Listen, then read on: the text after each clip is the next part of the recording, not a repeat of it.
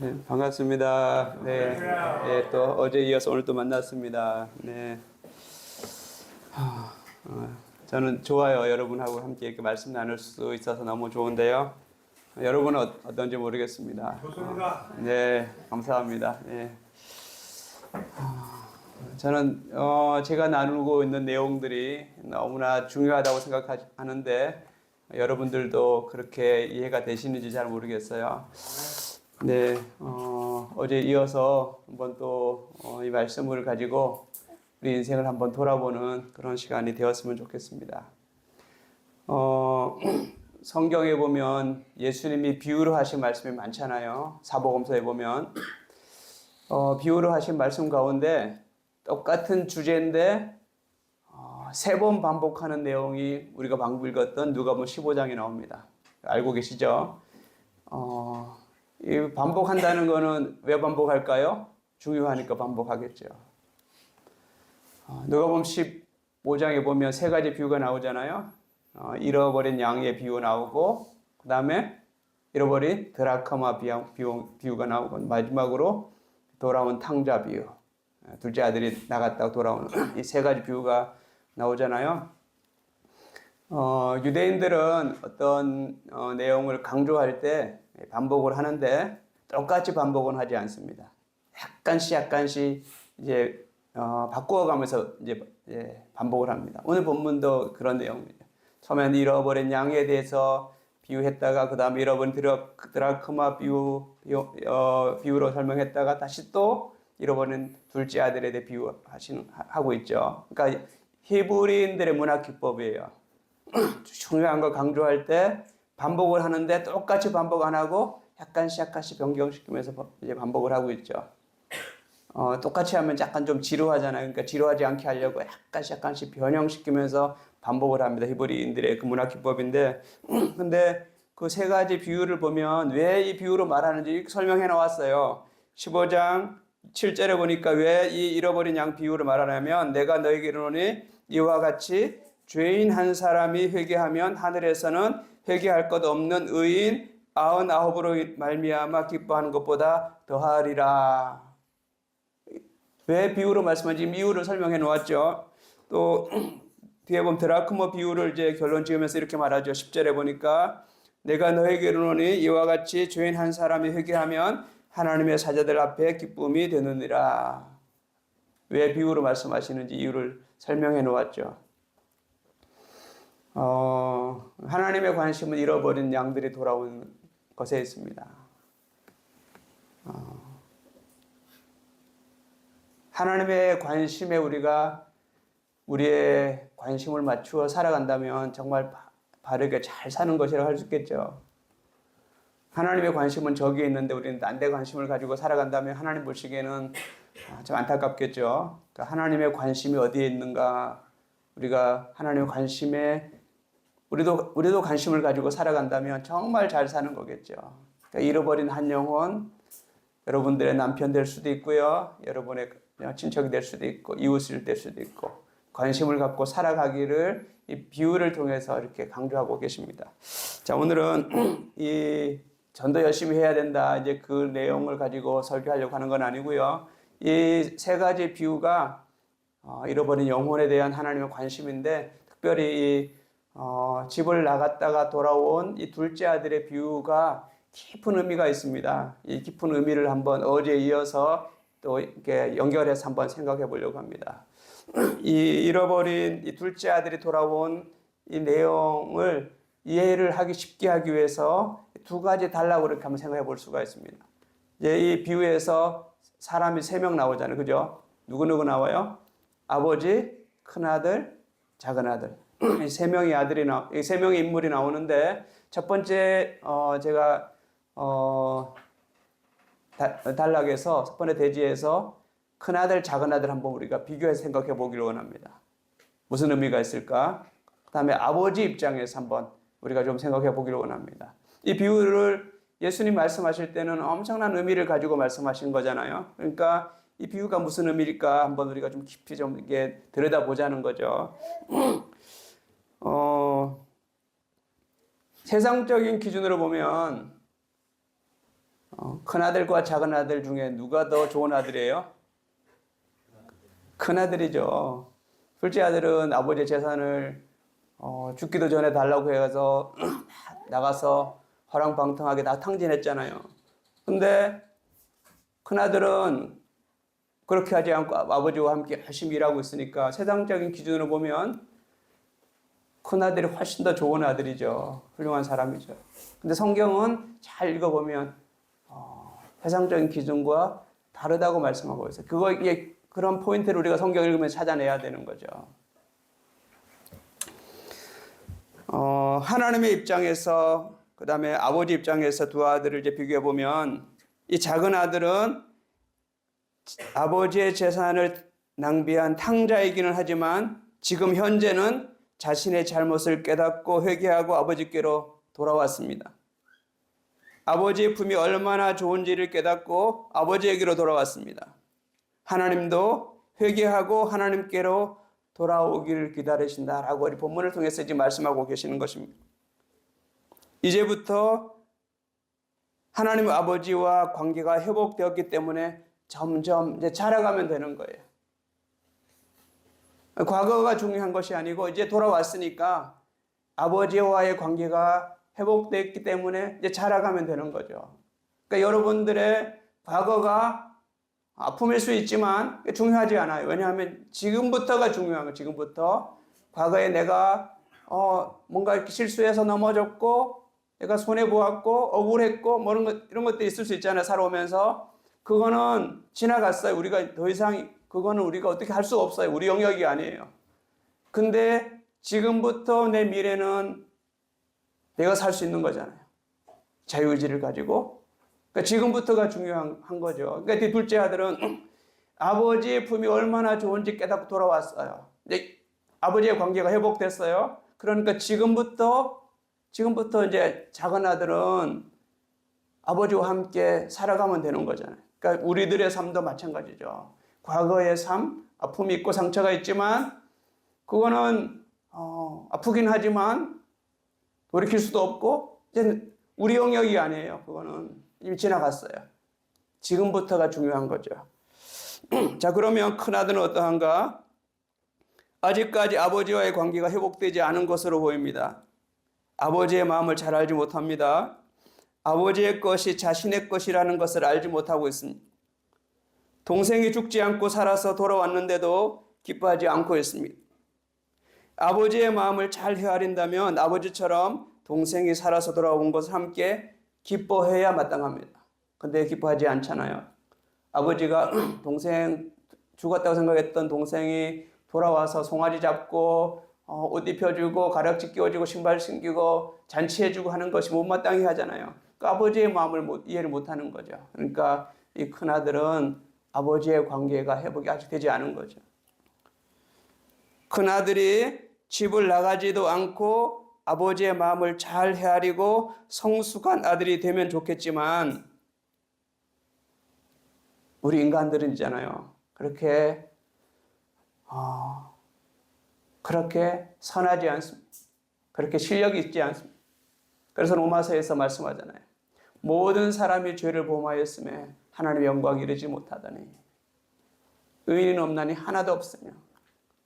그러니까 큰아들이 집 안 나가고 모범적으로 아버지의 관계가 정말 좋아서 아버지가 원하는 삶을 살아가면 좋겠지만 우리 인간들은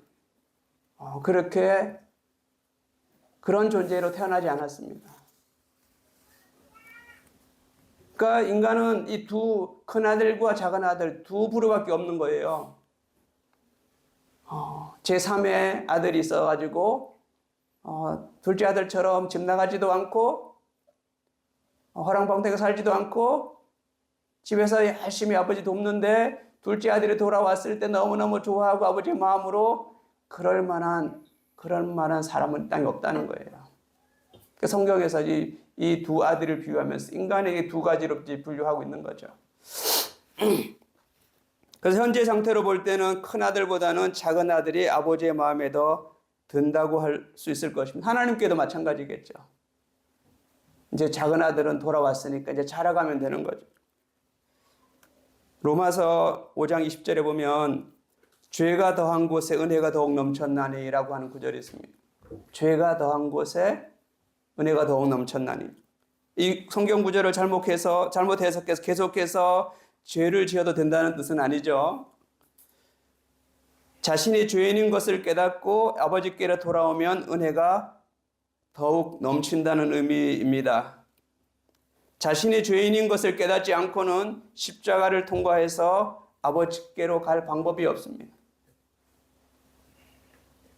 일단 자신의 죄를 깨닫고 아버지께로 돌아가고 하나님의 은혜를 깨닫고 나면 그 사람은 하나님의 은혜 안에서 하나님이 원하시는 모습으로 자라가게 되어 있습니다.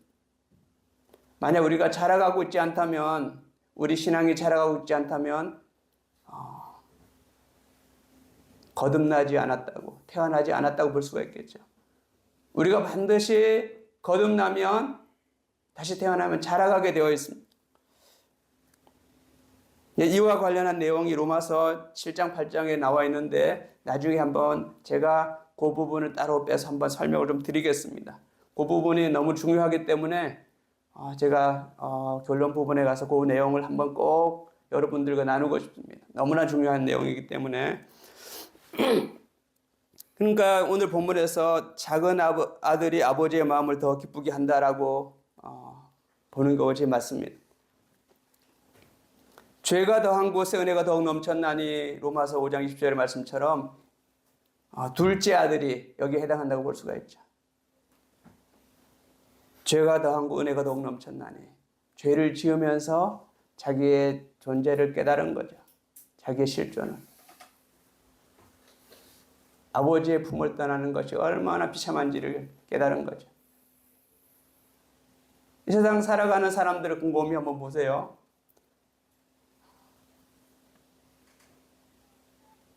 예수님 만나서 회개하고 아버지와의 관계가 회복되어 살아가고 있는 사람들과 아직 그렇지 못한 사람들, 두 부류로 나눌 수 있죠. 결국은 자신이 죄인인 것을 깨닫지 못하고 하나님과의 관계가 회복되지 않은 상태에서 살면 그들의 운명은 성경이 분명히 말씀하고 있잖아요. 그러니까 저와 여러분은 다른 거죠. 이미 하나님과의 관계가 회복됐고 우리 인생이 이미 결정된 거잖아요. 어디로 가고 있는지. 그래서 하나님과의 관계가 회복되지 않은 사람들에게 우리가 관심을 가지고 복음을 전해야 되겠죠. 자, 여기서 우리가 또 한 가지 또 놓치지 말아야 될 부분은 이 누가복음 15장 1절, 2절에서 이 세 가지 비유를 말씀하시게 된 이유에 대해서 1절, 2절에 나와 있습니다. 누가복음 15장 1절, 2절에 이런 말씀이 있습니다. 모든 세리와 주인들이 말씀을 들으려 가까이 나오니 바리새인과 서기관들이 수군거려 이르되 이 사람이 주인을 영접하고 음식을 같이 먹는다 하더라. 지금 예수님이 세리와 죄인들과 같이 식사하고 대화하고 이렇게 교제하고 있으니까 못마땅한 사람들이 있었어요. 누구예요? 서기관들과 바리새인들. 그럼 못마땅하게 생각하고 있을 때 예수님이 이 비유 세 가지를 말씀하시잖아요.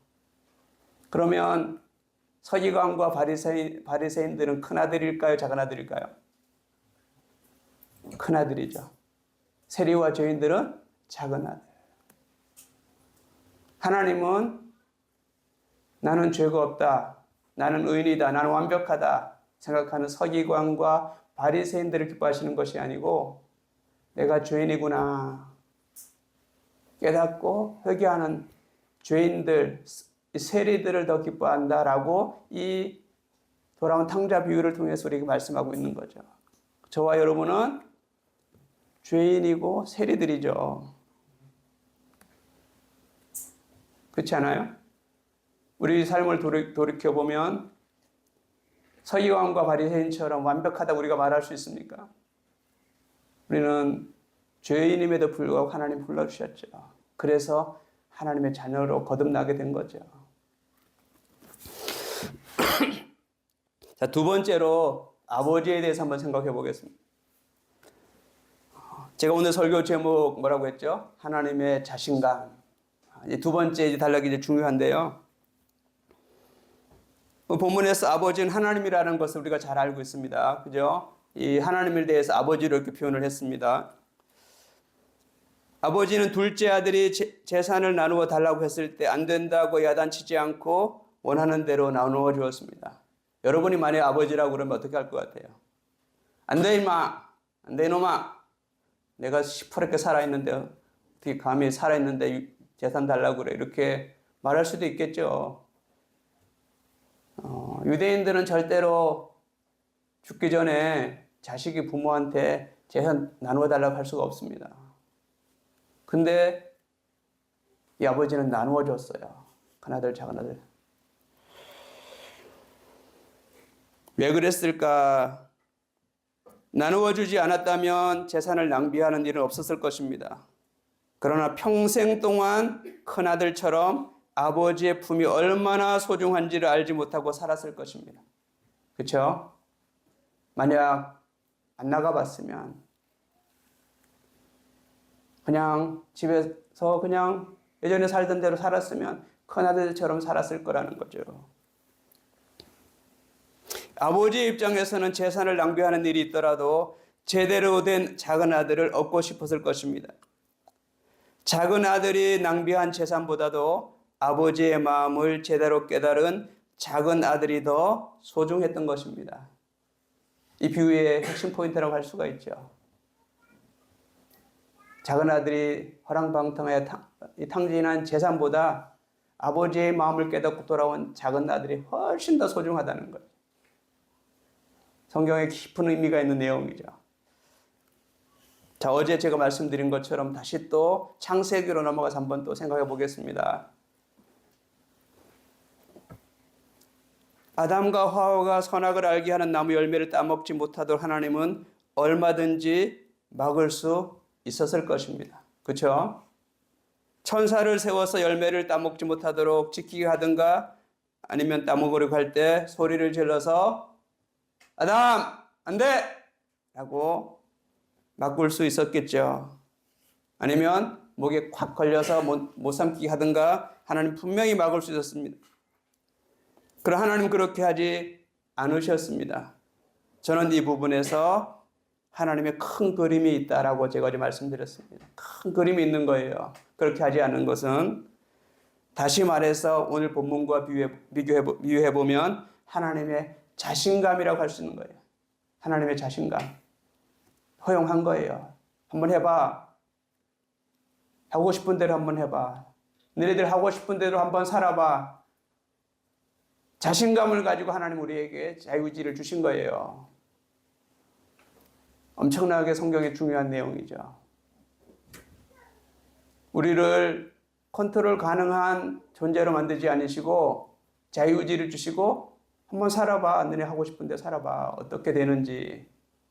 둘째 아들이 자기 하고 싶은 데 살아봤잖아요. 살아보니 이게 아니구나. 아, 아버지 품 떠나면 이렇게 망하는구나. 아버지 품 떠나면 내 인생이 의미가 없구나. 깨닫고 돌아오잖아요. 그러니까 하나님이 그래서 자유의지를 주셨다는 거예요. 노아 홍수 때 싹 쓸어버리고 새로운 인간을 만들 수도 있었을 것입니다. 너무 죄악이 관영하니까 다 홍수로 심판하시고 노아와 아내와 세 아들과 세 자부 8명만 살리잖아요. 근데 또다시 또 타락하잖아요. 그죠? 또다시 타락해요. 그때 그 노아의 가족 8명을 살리지 말고 딱 쓸어버리고 새롭게 창조하면 될 거 아니에요. 근데 그렇게 안 하시잖아요. 11장에 가면 바벨탑 사건으로 또다시 하나님을 대적하잖아요. 인간들이. 그래서 하나님이 딱 쓸어버리고 새로 할 수 있는데 안 하시고 흩어버리시잖아요. 언어를 혼잡해서 흩어버리잖아요. 그러니까 그냥 있는 상태에서 하나님의 계획대로 이제 인류를 향해서 하나님의 계획대로 이끌어 가신다는 거죠. 작은 아들이 아버지의 재산을 탕진하고 나서야 무엇이 옳고 그른지를 깨닫게 되었습니다. 자기가 직접 실패하고 나서 아버지의 품이 안전하고 좋다는 것을 알게 되었습니다. 하나님께서 인간에게 자유의지를 주신 이유도 동일합니다. 자발적으로 순종하게 하시려고. 우리는 안 해보면 해보고 싶지 않아요. 근데 하나님은 그래 한번 해봐 하고 싶은 거 해보도록 허용하시는데 결국에 가서는 하나님 만난 사람 이게 아니구나 깨닫고 돌아오게 된다는 것입니다. 그래서 하나님은 누가 강요해서 그렇게 살아가는 것이 아니고 자발적으로 순종하도록 그렇게 우리를 만드셨다는 것입니다. 그래서 궁극적으로 하나님 동역자 삼으시려고. 하나님의 동역자가 된다는 것은 엄청난 일이죠. 피조물이 창조주 하나님과의 동역자가 된다. 엄청난 일이죠. 어제 말씀드린 것처럼 로마서 8장 17절에 자녀이면 상속자 곧 하나님의 상속자 그리스도와 함께한 상속자니 우리가 그와 함께 영광에 들어가기 위해서 고난도 함께 받아야 할 것이니라 이렇게 말씀하고 있습니다. 우리가 하나님의 자녀인데 자녀면 하나님의 상속자 그리스도와 함께 한 상속자 그리스도의 반열에 선 상속자라는 것입니다. 이해가 잘 안 되는 부분이죠. 하나님은 창조주고 우리는 피조물인데 우리에게 주겠다는 거예요. 하나님의 것들을 상속자로 삼으시고 어느 레벨로 우리를 대우하시냐? 그리스도의 반열에 선 그리스도와 함께 선 상속자로 우리를 삼으신다는 그러기 위해서는 하나님의 영광의 그 단계에 올라가기 위해서 우리가 고난도 함께 받게 한다라고 말해요. 왜냐하면 고난받지 않아 보고는 하나님의 것들을 하나님의 신비한 것 다 우리가 이해할 수 없기 때문에 이 둘째 아들이 그렇잖아요. 둘째 아들이 고난 받아보고 나서야 아버지의 품이 얼마나 좋은지 깨닫고 돌아오잖아요. 하나님의 궁극적인 목적은 우리를 나중에 동역자 삼으시려고 이 땅에 지금 우리를 이 고난 가운데 살아가게 하신다는 거죠. 모세 이야기도 우리가 잘 알고 있잖아요. 모세도 보면 시내산에서 십계명을 받을 때 밑에서는 금송아지 만들어 놓고 막 춤추면서 자기들을 인도할 신이라고 막 춤추잖아요. 그래서 하나님이 너무 화가 많이 나셔가지고 모세한테 그러시잖아요. 내가 싹 쓸어버리고 내가 새로운 민족 만들어줄게. 그때 모세가 뭐라고 그랬어요? 하나님 좋아요. 그렇게 해주세요. 그랬어요? 아니죠. 중보기도 하잖아요. 그럼 안 된다고. 만약 그렇게 하면 주변 사람들이 하나님이 이 광야에 데려와서 죽이려고 이렇게 데리고 나왔다고 할 거고 또 다음에 또 가데스 바네에서는 그러잖아요. 하나님이 이스라엘 백성들을 이끌어내서 가나안 땅에 들여보낼 만한 능력이 없어서 이렇게 죽였다라고 할 겁니다. 그러니까 절대 그러면 안 됩니다. 그렇게 모세가 중보기도 했을 때 하나님이 흐뭇하셨을 것 같아요. 이놈이 내 마음을 아는구나. 만약 그 자리에서 모세가 그래요. 난 너무너무 힘들어. 얘네들을 데리고 가기 너무 힘들어. 하나님 새롭게 만들어요. 그랬으면 그냥 모세는 빵점이죠. 낙제하는 거죠. 하나님은 화가 나니까 그냥 감정 표현을 하신 거죠. 너무 화가 나시니까 싹 쓸어버리고 새로 하자 모세야. 근데 모세가 그러잖아. 안 됩니다 하나님. 그러니까 하나님이 너무나 기뻐하셨죠. 왜냐하면 하나님의 계획이 있으니까.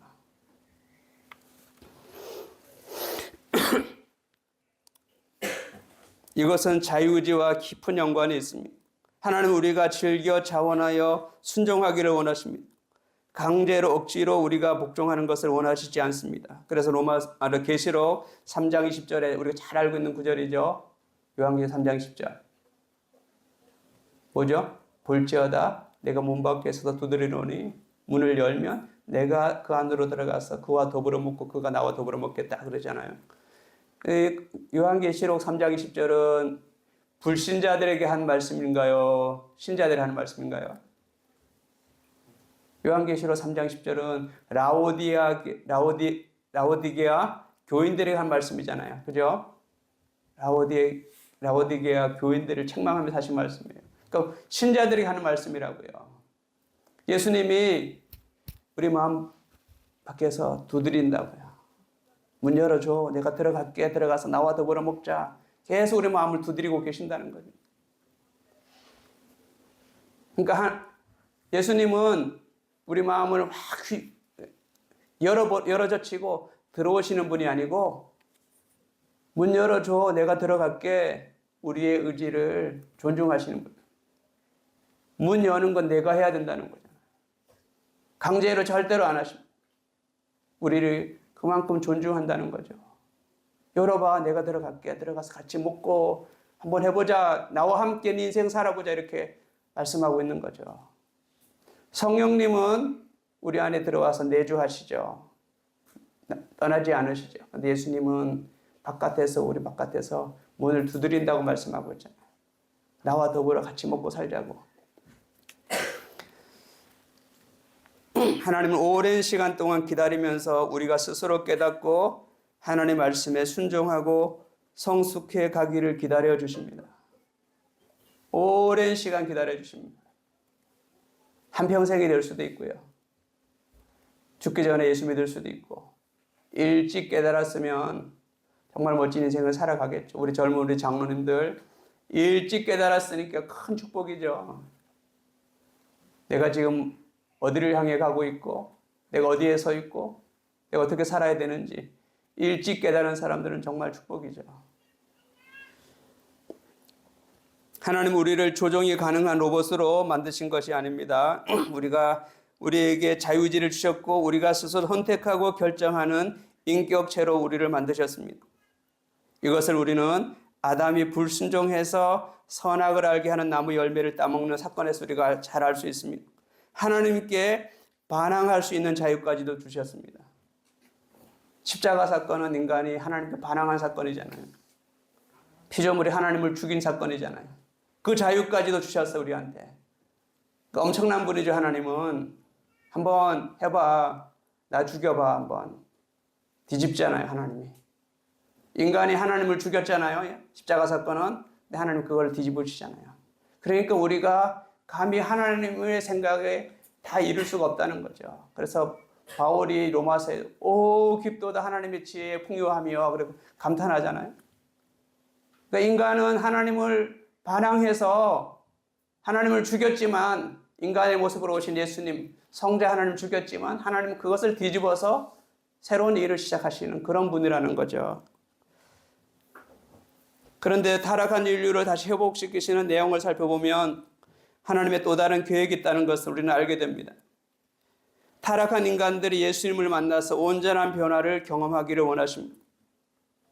하나님께 불순종하는 것이 명예스럽지 않다는 것을 깨닫게 됩니다. 결국 하나님은 인간들이 변화되어서 하나님이 원하시는 모습이 되어서 하나님의 동역자 되기를 원하시는 것입니다. 이것은 성경을 깊이 깨닫고 신앙생활을 오래 하면서 우리가 알아가는 것입니다. 초신자 때는 잘 이해가 안 되죠. 신앙 연륜이 깊어가면서 하나님이 그렇게 우리를 대우하시는구나. 그렇게 우리 인도해 가시는구나. 신앙생활이 연륜이 깊어지면서 깊어지면 깨달을 수 있는 거죠. 우리가 순종할 수도 있고 불순종할 수도 있는 자유의지를 주신 것입니다. 자기가 결정하고 자기가 한 결정과 행동에 대해서는 책임을 지는 존재로 우리를 창조하셨습니다. 어떤 그 드라마에 보면 그런 내용이 나오잖아요. 아내와 자식들을 이제 미국에 자녀들 유학 보내놓고 아버지만 혼자 살다가 이제 아버지가 조금 뭐 이렇게 잘 살지는 않은 것 같아요. 약간 좀 뭐 이렇게 더 험한 일을 했던 것 같아요. 근데 자식들이 행복하게 사는 아내와 자식들이 행복하게 사는 모습을 동영상을 찍어서 아버지한테 보내줬어요. 근데 그 보는 순간 이 아버지가 너무너무 좋은 게 아니라 저와 자식들은 미국에서 저렇게 행복하게 살고 있는데 내 인생은 뭐야, 내 꼴은 뭐야. 너무 화가 나잖아요. 그러니까 너무 화가 나면 뭐 어떻게 해요? 먹던 그냥 상을 확 그냥 엎어버리잖아요. 너무 화가 나요. 속상하니까. 그리고 나서 어떻게 해요? 다 엎어버린 상을 다시 다 정리하잖아요. 쓸어 담잖아요. 그게 인생이라는 거죠. 내가 하면 내가 책임져야 됩니다. 조금 참고 상을 엎지 않았으면 그거 쓸어 담느라 고생할 이유가 없잖아요. 근데 내가 욱 패가지고 상을 엎어버리니까 그럼 상 엎어버린 누가 치워야 돼요? 내가 치워야 된다. 그러니까 하나님이 우리에게 자유의지를 주셨지만 책임지는 존재로, 우리가 한 행동에 대해서는 책임지는 존재로 우리를 만드셨다는 것입니다. 그래서 화가 난다 욱 하시면 안 됩니다. 욱 해가지고 뭘 하나 저지르고 나면 그걸 내가 수습하느라고 몇 배의 고생을 하잖아요. 잘 우리가 컨트롤 해야죠. 그런 상황이 온다면. 하나님은 인간을 사랑과 교제의 대상으로 만드셨습니다. 사랑과 교제의 대상. 사랑과 교제는 대등할 때만 가능한 거잖아요. 주인과 종은 사랑할 수도 없고 교제할 수도 없습니다. 하나님이 우리를 만드실 때 사랑과 교제의 대상으로 만드셨다라고 성경은 말씀하고 있습니다. 그러니까 우리의 유상이 하나님과 사랑하고 교제할 수 있는 그런 신분으로 우리를 만드셨다는 것입니다. 그래서 우리는 많은 시행착오를 겪으면서 성장해 가고 있습니다. 그리스도의 장성한 분량까지 우리는 성장해 갈 것입니다.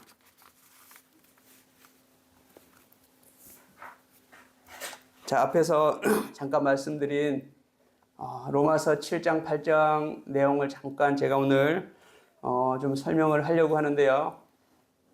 사실 로마서 7장, 8장은 따로 띄어서 한 30분 설교하면 좋은 내용인데 제가 또 다시 그렇게 설교하기는 좀 어려울 것 같아서 로마서 7장, 8장을 왜 오늘 이 본문과 관계가 있기 때문에 한번 좀 설명을 좀 나누려고 합니다. 로마서 7장, 8장을 잘 이해하지 못해서 이단들이 나왔습니다. 그만큼 중요하다는 내용이죠. 로마서 7장, 8장 잘못 이해하면 이단이 될 수도 있는 그런 내용들이 있습니다. 한번 로마서 7장을 한번 찾아보겠습니다. 로마서 7장 성경에 한번 가보겠습니다. 로마서 7장 다 보기는 어려우니까 22절부터 25절까지 중요한 내용이니까 같이 한번 읽어보겠습니다. 로마 7장 22절부터 25절까지 시작. 내 속사람으로는 하나님의 법을 즐거워하되 내 지체 속에서 한 다른 법이 내 마음의 법과 싸워 내 지체 속에 있는 죄의 법으로 나를 사로잡는 것을 보는도다. 오라 나는 공고한 사람이로다. 이 사망의 몸에서 누가 나를 건져내랴. 우리 주 예수 그리스도로 말미암아 하나님께 감사하리로다. 그런즉 내 자신이 마음으로는 하나님의 법을 육신으로는 죄의 법을 섬기노라. 이게 지금 인간의 실존을 이렇게 지금 바울이 해석을 했어요. 우리 인간의 실존. 근데 성경 구절 중에서 가장 난해한 구절이 7장 25절이라고 이제 신학자들이 말하는데, 왜냐하면 24절에서 오호라는 공고한 사람이로다. 이 사망의 몸에서 누가 나를 건져내랴. 이렇게 한탄하잖아요. 그죠? 오호라 나는 공고한 사람이다. 이게 죄의 법과 내 안에 죄의 법이 있고 성령의 법이 있어서 싸운다고 이렇게 쭉 설명하다가, 그래서 너무나 힘들다. 오호라 나는 공고한 사람이로다. 이 사망의 몸에서 누가 나를 건져내랴. 이렇게 한탄을 해놓고는 25절에 가서 우리 주 예수 그리스도로 말미암아 하나님께 감사하리로다. 이게 지금 우리의 실존이 너무너무 힘든 상황을 설명하다 갑자기 하나님께 감사한다고 하니까 이해가 어려워지는 거죠. 만약에 우리 주 예수 그리스도로 말미암아 하나님께 감사하리로다 해놓고 뒤에 부분, 그런즉 이 뒷부분이 없이 8장 1절로 넘어가 버리면 이해가 쉽습니다. 근데 또 7장 25절에 또 이렇게 말하잖아요. 그런즉 내 자신이 마음으로는 하나님의 법을 육신으로는 죄의 법을 섬기노라. 감사한다고 해놓고 왜 또다시 또 마음으로는 하나님의 법을 섬기고 육신은 죄의 법을 섬긴다 이렇게 했을까? 그러니까 성경학자들이 가장 난해한 구절이라고 말하고 있습니다. 이 부분을 좀 더 잘 이해하기 위해서 제가 한번 이 성경, 우리나라 성경을 가지고 이렇게 읽어가면 뭔가 헷갈리는 게 많이 있어요. 제가 이 말씀을 수십 번 읽고 미얀마 성경을 수십 번 읽으면서 이렇게 제가 정리를 했습니다. 자, 이 본문이 로마서 7장을 가지고 잘못 해석해서 이단이 두 개가 나왔는데 뭐냐면 구원파와 워치만리 계통입니다. 구원파는 뭐냐면 7장을 읽다 보면 우리가 죄 짓는 게 내가 짓는 게 아니고 죄가 나를 끌고서 죄 짓게 만든다. 이렇게 성경 구절이 있어요, 분명. 그 구절을 잘못 해석한 거예요. 내가 죄 짓는 게 아니고 내 안에는 죄가 나를 죄 짓게 만들기 때문에 책임이 없다. 그런 식으로 그렇게 읽혀져요. 그래서 그렇게 해석을 합니다. 그러면서 회개할 필요가 없다. 이미 하나님이 우리의 과거와 현재, 미래죄 다 용서해 주셨다. 그러니까 더 이상 회개할 필요 없다. 그래서 주기도문도 안 하고 회개도 안 하고 구원파들이 그러는 거예요.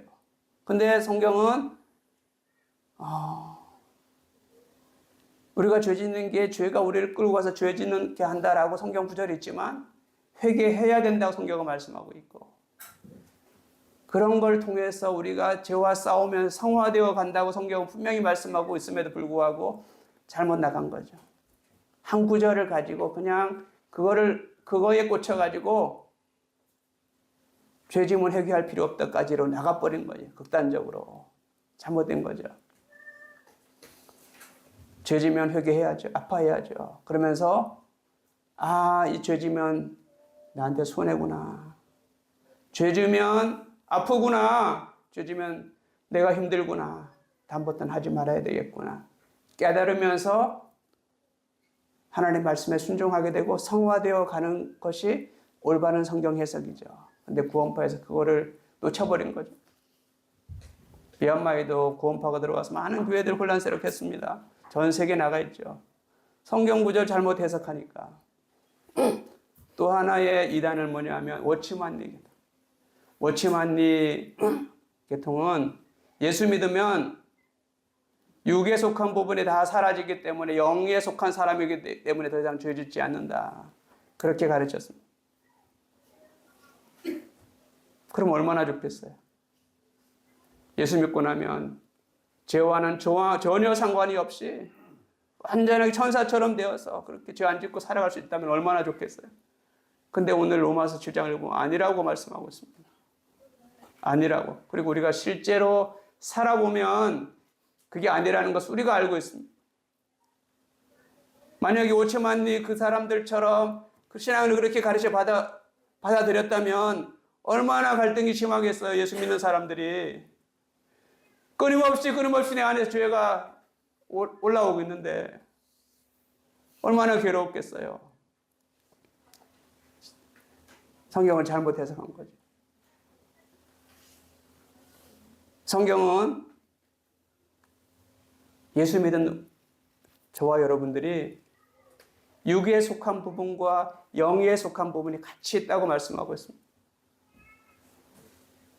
태어날 때부터 가지고 태어난 죄의 속성 그대로 있고 예수 믿고 나서 하나님 말씀대로 살고자 하는 그 욕망이 같이 있다고 성경은 말씀하고 있습니다. 그런데 우리말 성경은 육에 속한 부분, 영에 속한 부분 그리고 여러 가지로 이 단어들 속사람, 겉사람 이러면서 이렇게 단어를 여러 개를 반복을 해놨어요.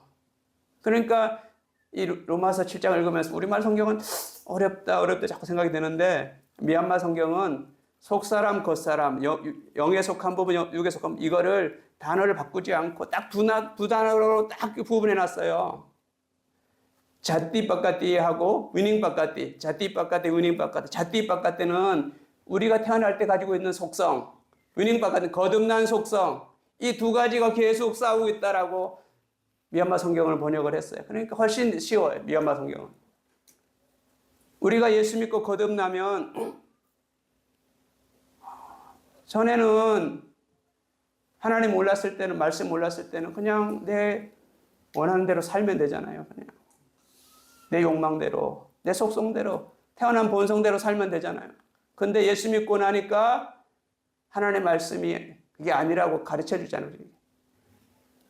미얀마 말하는 위닝 바가티, 영에 속한 부분이 성령의 소욕이 우리 안에 들어와 있다는 거예요. 그러니까 이 두 가지가 계속 충돌하고 있다라고 로마서가 말씀하고 있습니다. 그래서 바울이 오호라 나는 공고한 사람이로다 이렇게 고백하잖아요. 바울같이 위대한 사람 어디 있어요? 하늘 3층전까지 갔다 왔다 이렇게 고백하잖아요. 엄청난 것들을 경험하고 엄청난 능력을 행했던 사도 바울이 자기 안에서 이게 올라오는 이 두 가지 죄의 속성과 영에 속한 부분이 계속해서 싸우고 있다라고 바울이 고백합니다.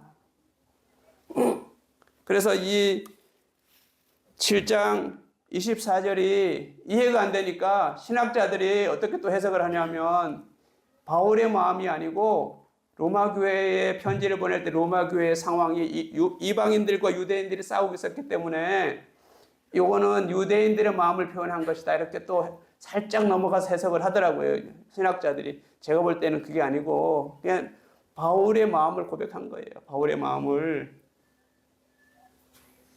우리가 거듭나서 예수 거듭났지만 하나님의 사람이 되었지만 우리 안에는 이 두 가지 속성이 다 존재한다는 거예요.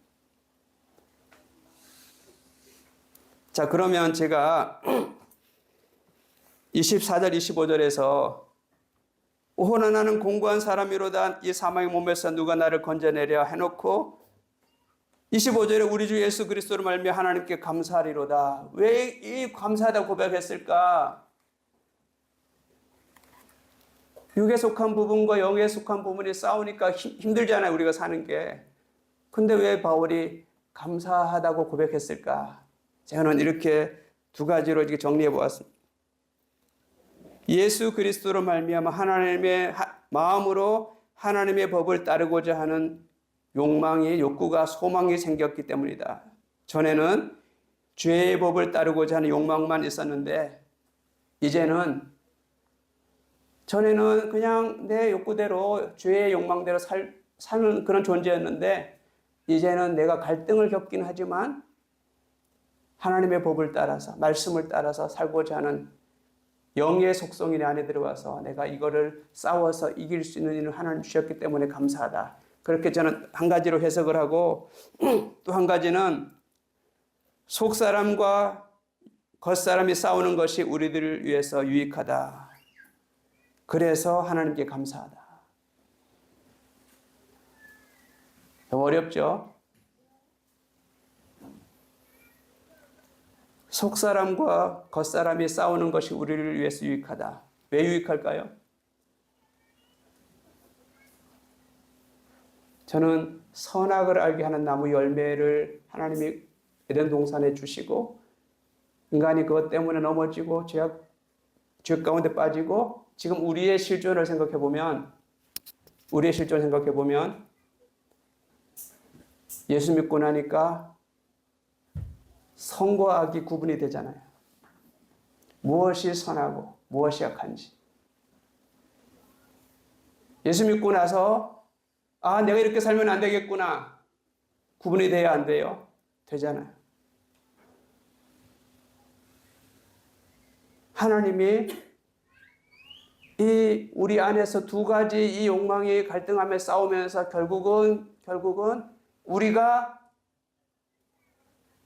내가 원하는 대로, 욕구대로, 욕망대로, 본성대로 살아가면 망하는구나. 그걸 깨닫게 되고 하나님 말씀에 순종해야만 나에게 유익하고 내가 행복하고 결국은 하나님의 나라에 들어가는구나. 깨닫게 되어 있습니다. 왜요? 우리 안에 성령이 와 계시기 때문에. 우리 힘으로 그렇게 되는 것이 아니고 성령이 우리 안에 와 계시기 때문에 성령이 선과 악을 구별할 수 있는 은혜를 주시고 능력을 주신다는 거죠. 근데 하루아침에 되는 것이 아니고 평생을 싸우면서 깨닫으러 간다는 거죠. 그래서 바울이 오라 나는 공고한 사람이다라고 한탄을 하다가도 그래도 하나님 앞에 감사한다. 왜냐하면 결국은 죄의 속성이 타고난 본성이 이제 사그라들고 하나님이 원하시는 영에 속한 부분, 하나님 기뻐하시는 부분이 나를 가득 채워서 그리스도의 장성한 분량까지 하나님 나를 성화시켜 가신다는 것을 바울이 깨달았기 때문에 하나님 앞에 감사한다. 그렇게 저는 고백했다라고 성경을 해석합니다. 그러니까 하나님이 우리를 만드실 때 하나님의 형상을 따라 만들었는데 범죄함으로 하나님의 형상이 손상되었습니다. 그럼에도 불구하고 하나님이 다시 예수 그리스도를 통해서 회복하고 계시는 거예요. 예수님을 십자가에 내주시고 예수님의 보혈로 우리의 죄를 다 씻으시고 예수님이 승천해 가시고 성령이 오셔서 우리 안에 계시면서 선과 악을 구별할 수 있는 능력을 우리에게 주시고 우리가 하나님을 닮아가고자 하는 욕망이 생기게 하시고 결국에는 그리스도의 장성한 분량이 우리가 성장해서 하나님의 동역자로 만드시는 것이 하나님의 꿈이다라고 성경 전체를 해석하면 그렇게 해석되어집니다.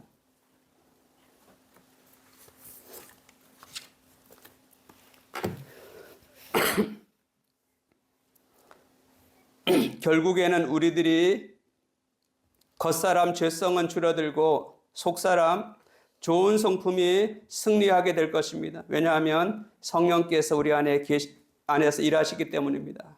결국 하나님의 자신감이라고 할 수 있습니다. 하나님의 자신감. 하나님의 자신감을 누가 감히 건드릴 수 있겠어요? 하나님이 그렇게 정하셨는데 하나님 한번 정하시면 그냥 가는 거죠. 누구도 방해할 수 없습니다. 결국 우리들이 하나님께서 원하시는 수준으로 자라나서 하나님의 동역자들이 되게 될 것이라는 것입니다. 하나님은 자신감을 가지시고 그렇게 우리를 만들어 가실 것입니다. 여기에 우리들의 진정한 소망이 있다는 것입니다. 이제 하나님의 자신감이 자녀들인 우리들에게는 어떻게 다가오는가? 저에게 하나님의 자신감이 저에게는 어떻게 다가오냐 하면 안정감이라고 하는 단어가 생겨나요. 안정감. 하나님이 자신이 있는데 우리가 염려할 필요가 뭐가 있어요? 우리 인생에 대해서 하나님이 책임지시고 하나님 원하시는 곳으로 끌고 가겠다고 하나님이 자신감을 가지고 끌고 가고 있는데 우리가 간혹 넘어졌다고 좌절하거나 우울해하거나 불안해할 이유가 없다는 거죠. 하나님의 자신감을 믿는다면 우리에게는 안정감이 샬롬이 오는 샬롬, 평안이 오는 거죠. 그래서 그 잠언서 4장 23절에 중요한 구절이 있잖아요. 잠언 4장 23절 무릇 지킬 만한 것 중에서 내 마음을 지키라 그래요. 그죠? 무릇 지킬 만한 것 중에 내 마음 생명의 근원 이에서 남이니라. 무릇 지킬 만한 것 중에 더욱 내 마음을 지키라. 마음을 어떻게 지켜요? 하나님의 자신감. 하나님의 자신이 있으면 우리에게 안정감이 오는 거죠. 우리 마음을 지킬 수가 있는 거죠. 제가 이번 3번 말씀 전하면서 제가 가는 방향이 이제 그 방향이에요. 하나님이 자신감을 가지고 사람을 만드셨고 타락했음에도 불구하고 자신감을 가지고 지금 우리를 끌고 가고 계시는데 하나님이 창조주신데 창조주한테 어느 누구도 도전할 수 없을 텐데 그분의 자신감을 가지고 우리 인생을 끌고 가고 있다면 우리는 염려할 필요가 없는 거죠. 그래서 아무것도 염려하지 말라고 그냥 기도하라고 말씀하시죠.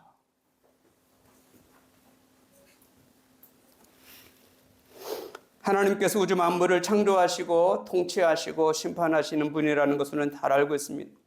그 하나님이 지금 우리를 인도해 가고 계신다라고 성경은 말합니다. 하나님께서 자녀들인 우리들을 자신감 넘치게 인도하고 계시는 것을 믿는다면 우리는 안정감을 가질 수밖에 없을 것입니다. 우리가 고난을 당하는 것도 어려움을 당하는 것도 하나님은 다 알고 계시며 그것까지도 하나님은 재료를 삼으셔서 우리 인생을 빚어가는 것이 믿어진다면 우리에게는 결코 낙심하거나 좌절할 이유가 없다는 것입니다. 우리의 실패까지도 하나님을 재료 삼아서 우리 인생을 만들어 간다고 성경 인물들을 통해서 말씀하고 있습니다.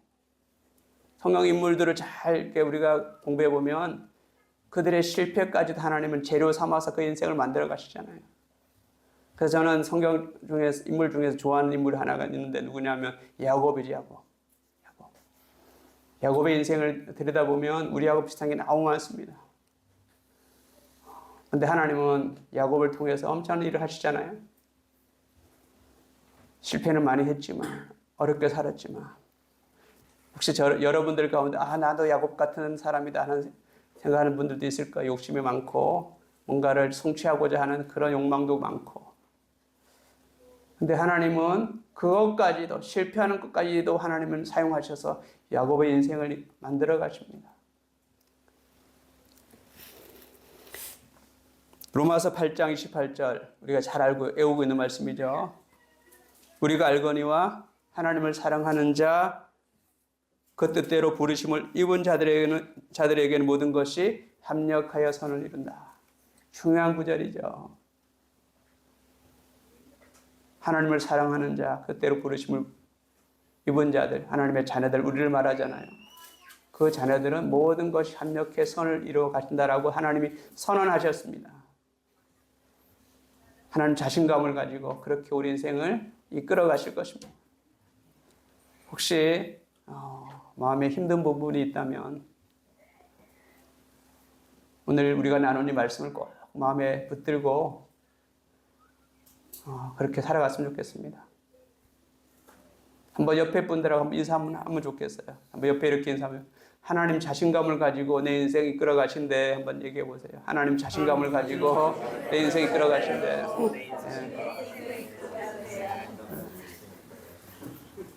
이 세상에서 그보다 더 안전한 게 어디 있어요?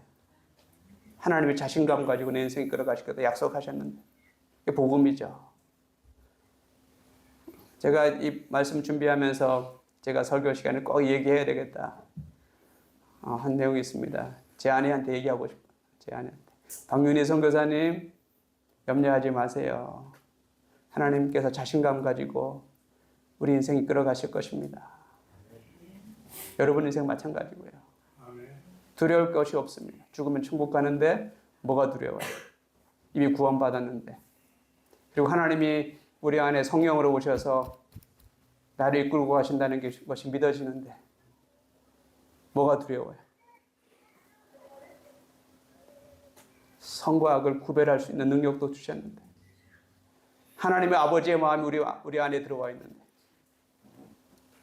돈 많이 가진 사람이 뭐가 부러워요? 권력 가진 사람이 뭐가 부러워요?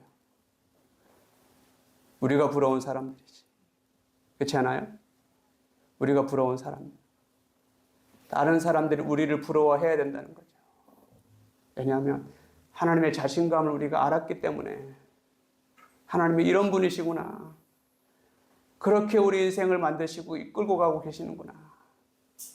그러니까 우리는 주변 돌아보면서 많이 가진 사람들, 권력 가진 사람들, 많이 배운 사람 부러워할 이유가 전혀 없습니다. 다 똑같은 죄인들이죠. 다만 우리는 하나님을 만난 사람들이죠. 하나님 어떤 분인지 아는 사람들이죠. 제가 몇 개월 전에 제 입에서 이런 말이 튀어나와 세 문장이었어요. 너무 많이 와버렸네. 이젠 돌아갈 수가 없네.